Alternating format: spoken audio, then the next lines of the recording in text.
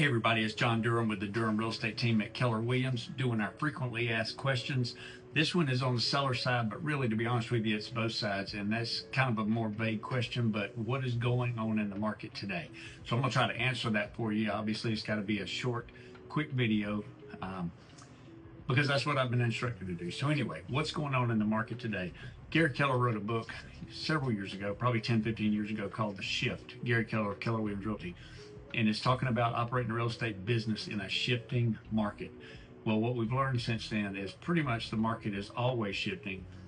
In today's market, it does seem like it shifts quicker than it did before. So literally month by month, week by week, and even day by day, this market can shift. Right now, it's kind of depending on interest rates. That's what we hear the most, is interest rates. What's interesting is interest rates are in the 6.5 area. Of course, that doesn't feel good because 3 or 4 years ago, people were getting 2.5. So 6.5 doesn't feel great. But if you look historically, 6.5 is a great interest rate. But that's one of the things right now that's holding up this market a little bit, is the interest rates. Now, another thing is we've got 2.5 months inventory to 3 months inventory in this area in Henry County and then most of the surrounding Atlanta area. So that's still a seller's market.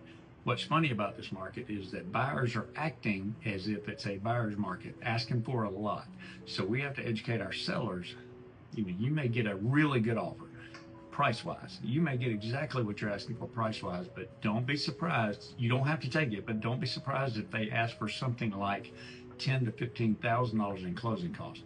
That's because a lot of the lenders are telling the buyers to ask for that, and they use that money to buy their rate down, so they get into the fives, which, by the way, 5.5, 5.75, kind of anywhere with a 5 in it kind of feels like a number that this market could really open up if it gets there. Don't know when that's going to happen. It was predicted this year, but it doesn't look like that's going to happen this year. So that's kind of the main things that are going on in real estate right now, especially on the seller side. This could change daily. So this is question number 4 on the seller side. I will come back to this one as we're working through our 50 top questions on each side. I'll come back to this one because literally, like I said in the beginning, this one could change tomorrow. It could change next week. It's constantly changing.